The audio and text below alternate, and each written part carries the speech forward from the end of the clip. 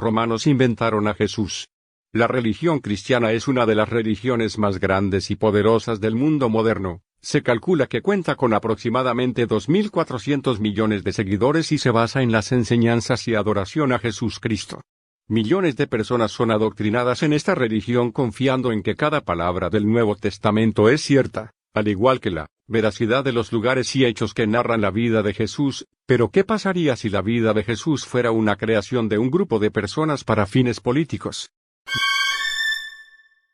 Joseph Atwill, en su libro, El Mesías del César, sostiene que la figura de Jesús fue creada por unos emperadores romanos con un objetivo específico: legitimar su mandato y apaciguar las revueltas de los judíos en Judea. Todo empezó en el año 63 cuando un emperador romano llamado Vespasiano Flavio tuvo que lidiar con unas revueltas en un pueblo en el Medio Oriente. Ese pueblo eran los judíos. Esa gente y las políticas del Imperio Romano no se las llevaban bien. Los emperadores romanos eran personas con egos muy grandes que se creían dioses caminantes y cuando conquistaban un pueblo nuevo, permitían que mantuvieran sus cultos y religiones con la condición de que también los incluyeran a ellos entre sus deidades, por lo que tenían que venerar a los césares y hacerles esculturas y llevarle ofrendas en sus templos. El problema con este pueblo era que su religión se basaba en un solo Dios que no admitía más dioses y que además no dejaba que hicieran imagen de él. Era uno de sus mandamientos. Los romanos intentaban doblegarlos, pero los judíos se resistían. Además de que su religión se contemplaba el nacimiento de un Salvador. Un guerrero que nacería de su estirpe y que sería el guerrero que los liberaría del Imperio Romano. Le llamaban Mesías. Con todo esto, un montón de judíos se proclamaban ser el Mesías y se levantaban con armas en contra de los romanos, lo que se conoce como el movimiento mesiánico. Entonces el emperador Vespasiano envió a su hijo, Tito Flavio, a que acabara con las revueltas y éste los enfrentó. Obviamente con todo el poderío militar, los judíos no pudieron vencer. El general Tito quemó y destruyó el segundo templo de Israel, el templo de veneración de su único y celoso Dios. Entonces su papá le hizo un arco del triunfo en Roma en conmemoración de esta victoria. Pero los romanos estaban muy lejos de acabar con todas las revueltas del movimiento mesiánico. Esa gente preferían morir que adorar al César, además de que no pagaban impuestos al imperio. Durante el reinado de Vespasiano se culminó el Coliseo y los romanos adoraban ver a los gladiadores luchando y a leones comerse vivos a los seguidores del movimiento mesiánico. Luego murió el emperador Vespasiano y su hijo, Tito Flavio, quedó como emperador.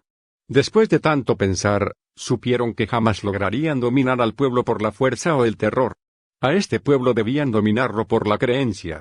Ellos esperaban a un Mesías y los romanos le darían ese Mesías. En el saqueo de Jerusalén los romanos secuestraron a un erudito judío que se llamaba Josefo, quien sobrevivió pasando información de la cultura y creencia judía y quien trabajaría para el César más tarde. El autor del libro, El Mesías del César, Joseph Atwill, dice que Josefo ayudó a crear la figura de un Mesías que trabajara para los intereses del César. Así logró ser ciudadano del imperio. Entonces crearon al Cristo, que era la traducción de Mesías al griego, ya que significaba ungido. Usaron todo lo que tenían a la mano para ello. Con las traducciones del libro sagrado de los judíos proporcionadas por Josefo, armaron un Cristo que parecía muy judío y muy Mesías, pero que ayudaría al emperador de Roma. Lo llamaron Jesús. Su nacimiento y muerte la localizaron temporalmente en la dinastía anterior, la dinastía Julio-Claudia. Dinastía que se caracterizó por dejar al imperio en bancarrota y tener emperadores autoritarios y poco queridos por el pueblo romano. La imagen de Jesús tendría mucho paralelismo con los antiguos patriarcas judíos como Moisés. Se parecería mucho a varios dioses paganos y romanos y guardaría relación también con Tito Flavio. Pero la principal característica que tendría, la más explotada y representativa, era su carácter pacifista.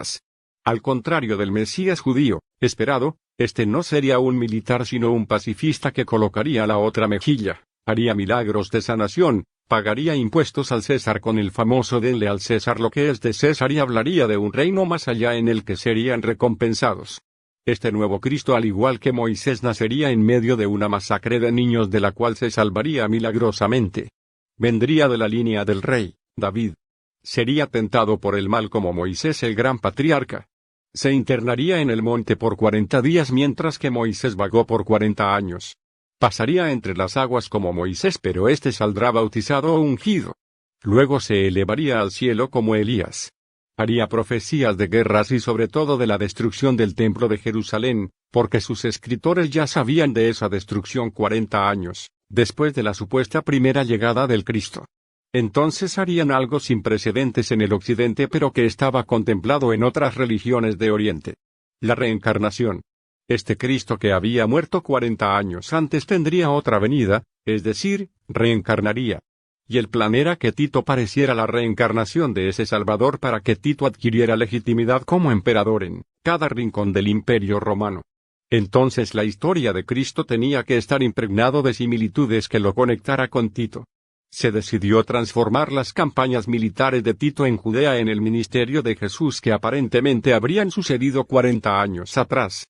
Entonces, por ejemplo, el relato que Josefo escribió sobre Tito en el mar de Galilea cuando le decía a sus tropas que no tuvieran miedo y que lo siguieran para acabar con los judíos y luego se convirtió en una masacre de judíos atravesados por lanzas en el mar, pasó a ser el relato donde Jesús le dice a sus discípulos en el mar de Galilea que no temieran y que lo siguieran para ser pescadores de hombres. Una característica importante de la vida de Jesús es su nacimiento que ocurrió cercano al solsticio de invierno, fiesta pagana que celebraba el renacimiento del dios Sol en el panteón romano y otras culturas. Pero la característica que más asemejaban al Jesús que había muerto supuestamente 40 años atrás con Tito era el hecho de que ambos eran hijos de un dios. Jesús proclamaría ser hijo del dios de los judíos y Tito era hijo de Vespasiano que luego de su muerte fue declarado ser un dios por el Senado romano que tenían esa costumbre con los emperadores romanos que habían hecho un buen trabajo. Lo único que hacía falta para que este plan tuviera efecto, era hacerle una buena propaganda. Para ello, los emperadores romanos de la dinastía Flavia consiguieron aliados en las zonas más importantes, los Alejandro en Egipto quienes eran una familia judía que gozaban de buena posición económica y política, que no querían perder y la familia Herodes en Judea por medio de Berenice quien era nieta de Herodes el Grande y que además se dice, fue amante de Tito Flavio. Lo demás es historia. El personaje tuvo tanto poder que se convirtió en una nueva religión, donde los primeros santos de la religión fueron familiares de Tito y los sacerdotes del antiguo culto al Imperio Romano pasaron a ser sacerdotes del cristianismo y el centro de la religión 2000 años después, sigue siendo Roma.